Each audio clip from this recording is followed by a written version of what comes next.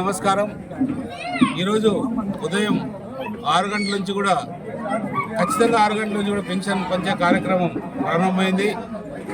ఏదైతే ఉన్నారో సచివాలయ ఉద్యోగులు కావచ్చు, మరి దానికి సంబంధించిన వాళ్ళ ఆఫీసర్లు కావచ్చు, వాళ్ళు ఉదయం 4:30 గంటలకే వాళ్ళ విధులకు అన్నింటికి కూడా హాజరు కావడం జరిగింది. అంటే ఎంతో పట్టుదలతో వాళ్ళు ఈ కార్యక్రమం దిగ్విజయడానికి కారణం వాళ్ళు కూడా ఒక ముఖ్య కారకులు.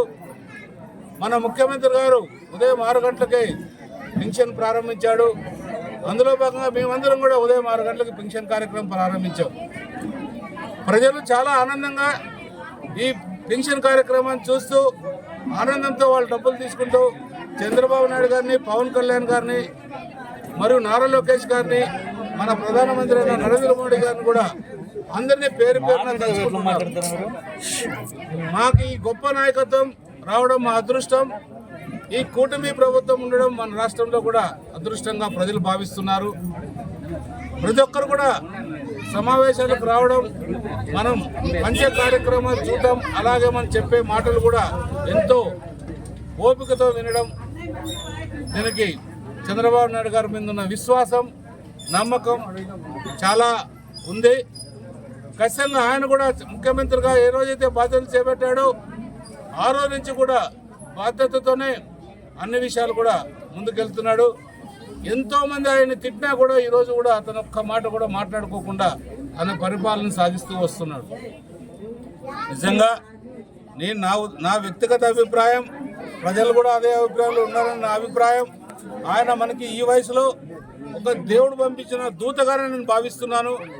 ఖచ్చితంగా ఆయన ఆ దూత లాంటి వ్యక్తి ఉంటేనే మన రాష్ట్రం బాగుపడుతుంది.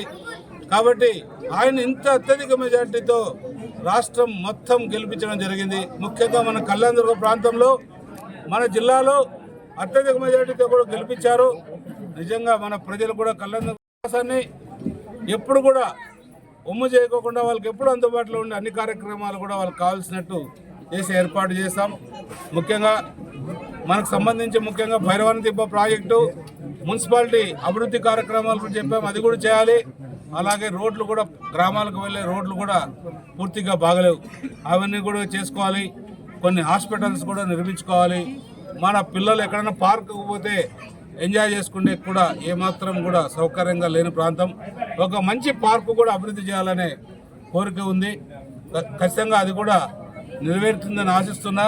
ఎందుకంటే ఇవన్నీ కూడా ఒక రూపంలో పెట్టాలంటే చాలా సమయం పడుతుంది. ఏదేమైనా కూడా దాని మీద ప్రత్యేక దృష్టి పెట్టి దానికోసం ఒక టీంని పెట్టి అన్ని పనులు జరిగేటట్టు, అన్ని రకాలుగా ఉండేటట్టు మాకు సంబంధించి పెద్ద ఆఫీసర్ల దగ్గరికి వెళ్ళి లేదా మా మంత్రుల దగ్గరికి వెళ్ళి దీనికి కావాల్సిన నిధులన్నీ తీసుకొచ్చే బాధ్యతను తీసుకుంటా. ఏదైతే ప్రజలు విశ్వాసంగా నా పైన గెలిపించారో ఆ విశ్వాసాన్ని ఎల్లప్పుడూ కాపాడుకొని ఎప్పుడు కూడా వాళ్ళ విశ్వాసాన్ని పోగొట్టుకుంటే పని ఏది చేయను. ఏది కూడా అవినీతికి కూడా తావు లేకోకుండా పరిపాలన ఉంటుంది. ఎక్కడ కూడా మాకు ఒకటే చెప్పాను ఇంతకు ముందు కూడా, ఏదైతే పోలీసు వ్యవస్థ కావచ్చు, రెవెన్యూ వ్యవస్థ కావచ్చు, మన కార్పొరేషన్ సంబంధించిన కమిషనర్స్ కావచ్చు, అలాగే రకరకాల డిపార్ట్మెంట్ వాళ్ళకు కూడా ఒకటే చెప్తున్నా, మా వాళ్ళందరూ కూడా నీతి నిజాయితీగా మా కార్యకర్తలు, నాయకులు ప్రజల తరఫున వస్తారు. వాళ్ళందరూ కూడా సహకారం చేయండి. వాళ్ళు ఏ విధమైన కూడా అక్రమంగా ఉండే ఏ విధమైన డిమాండ్ మీ పైన పెట్టరు. చిన్న చిన్న పనులకు వచ్చినప్పుడు దయచేసి మా రిక్వెస్ట్, 5 ఏళ్ళు మా వాళ్ళందరూ నలిగిపోయారు, వాళ్ళకి చిన్న చిన్న పనులన్నీ కూడా చేసి పెట్టాలని వాళ్ళు కోరడం జరిగింది. వాళ్ళందరూ కూడా సుముఖంగా ఉన్నారు. రాబోయే కాలంలో కూడా మన పార్టీ వాళ్ళు, మన పార్టీ నాయకులు కూడా వాళ్ళతో ఏదైతే నిజాయితీగా ఉండే పనులన్నీ కూడా చేయించుకోవాల్సిందిగా విజ్ఞప్తి చేశాం. ఖచ్చితంగా వాళ్ళందరూ కూడా చేయించుకుంటారు. ఏదైనా నిజంగా సంబంధం లేని పనులు ఏదైనా ఉంటే అలాంటివి మా దృష్టికి తెమ్మన్నాం.